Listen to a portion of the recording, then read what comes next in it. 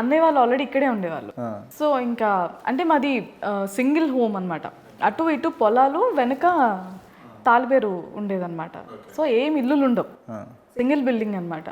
So అప్పుడు ఒంటరిగా ఎందుకు నాన్నగారు ఇటు వచ్చేసేయండి అని ఉన్న తర్వాత ఇటు వచ్చి హాస్టల్ బిజినెస్ స్టార్ట్ చేశారనమాట. లేదండి, ఇప్పుడు అందరం అంటే మరి ఆ రేంజ్లో కాకపోయినా సెటిల్ డౌన్ అయ్యాం కాబట్టి నాన్నగారు వాళ్ళని ఇంట్లోనే ఉంచాం. బట్ స్టిల్ రైతు కాబట్టి ఏదో ఒకటి చేయాలని అని ఇంకా నాన్నగారు ఆతృత ఉంది. ఎంతమంది మీరు మొత్తం?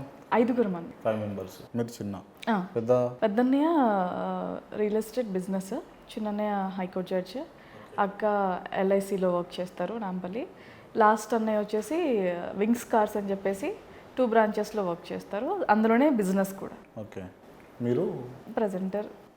సో నేను ఏ ప్రొఫెషన్కి వెళ్ళినా వాళ్ళు హ్యాపీగానే ఉండాలి అనేది నాది. వాళ్ళు మీరు ఏం చేసినా వాళ్ళు హ్యాపీగా ఉండాలన్నా అంతే. మీరు అంటే మీరు ఇది నా లైఫ్ గోల్ అని అన్నది ఒకటి ఉంటుంది కదా మీకు ప్రజెంట్? లేదండి, అలా లేకుండానే వచ్చాను ఇక్కడి వరకు. అట్లా లేకుండా ఎట్లా ఉంటారా? ఉన్నానుగా నేను. మీరు ఉన్నారు కానీ అట్లా ఏదో ఒకటి ఉంటుంది కదా. అంటే లైక్ నాదేంటంటే ఒకటి అనుకున్న తర్వాత అది కాకపోతే డిసప్పాయింట్ అవుతాం. సో దాని గురించి కష్టపడాలి అది ఇది అని అంటారు. మనకి సిచ్యువేషన్స్ అవి కరెక్ట్గా వస్తాయా లేదా అనేది నాకు ఫస్ట్ ఆఫ్ ఆల్ నమ్మకం ఉండదు.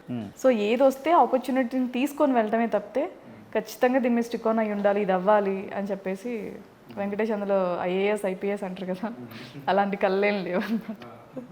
లైక్ మా ఫ్యామిలీని కూడా ఎందుకు డిస్టర్బ్ చేయను అని అంటే నేను లాస్ట్.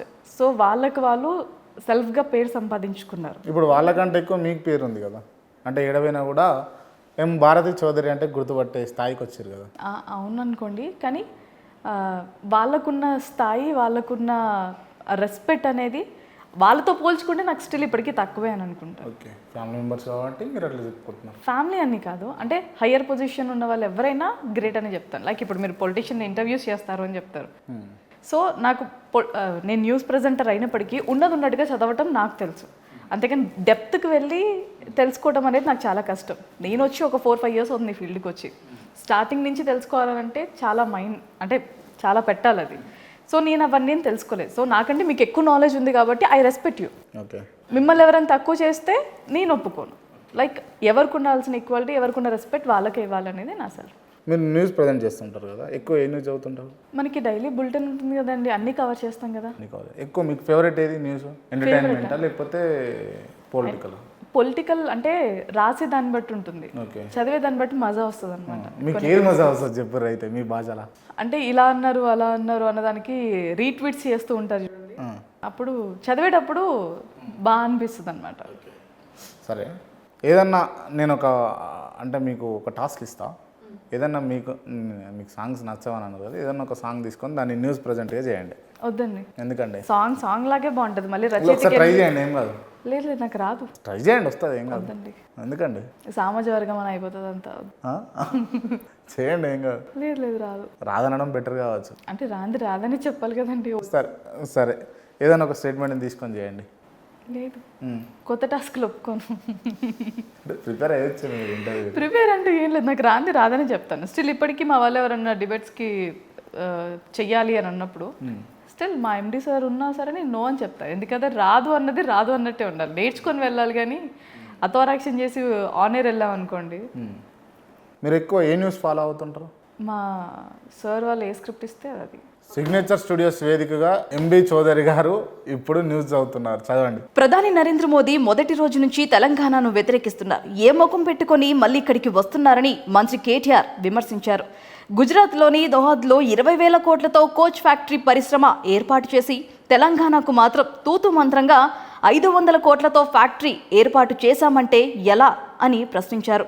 బయ్యారంలో ఉక్కు కర్మాగారం పెడతామని మోసం చేసిన మోదీ వరంగల్కు ఎలా వస్తారని నిలదీశారు. తెలంగాణ భవన్లో ఆయన మీడియాతో మాట్లాడారు. మోదీ పర్యటనకు నేతలు హాజరు కాబోతున్నారని చెప్పారు. Okay, thank you. చాలా బాగా చదువుతున్నారండి. మా ఛానల్కి రావచ్చుగా? మా ఛానల్ ఒప్పుకోరుగా. చెప్పిరండి, ఏమున్నది? చెప్పే వచ్చాను ఇక్కడికి వస్తున్నానని. అంటే ఇంటర్వ్యూకి కాదు, ఇంటర్వ్యూ చేయడానికి పోతున్నా అని చెప్పిరండి అంటున్నా. అవునా? అడుగుతానండి, అడిగి చెప్తాను. వస్తారా? మా సాయనని అడిగి చెప్తాను. ఓకే, మీకు పెళ్ళయిందా? లేదండి. ఒకవేళ చేసుకోవాలనుకుంటే ఎటువంటి వాళ్ళని చేసుకుంటారు? ఏమైనా క్వాలిటీస్ ఉంటాయా? క్వాలిటీస్ అంటూ నాకంటే కొంచెం హైట్ ఉండాలి, ఓకే, రెస్పెక్ట్ అండ్ ప్రియారిటీ ఉండాలి ఎంతమందిలో ఉన్నా. ఓకే, హైట్ ఎందుకు? మరి ఇలా చూడలేను కదా. మరి అలా చూసిన వాళ్ళు అయితే ఉండరు కదా అంటున్నా. అందుకే కొంచెం హైట్ అన్నాను. ఆ, అలా ఉండాలి. అండ్ తనకి నాకు ఏ దాపరికాలు అనేవి ఉండకూడదు. అంటే నాకనే కాదు మా నాన్నగారికి కూడా నా గురించి నేనే చెప్పాలి.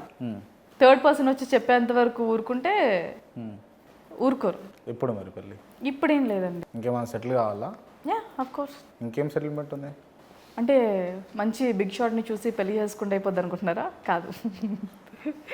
సో ఎవరు వచ్చినా నా లైఫ్లో నేను సెటిల్లో ఉన్నాయి చేసుకోవాలి అని. ఇంకా సెటిల్ కాలేదా మీరు?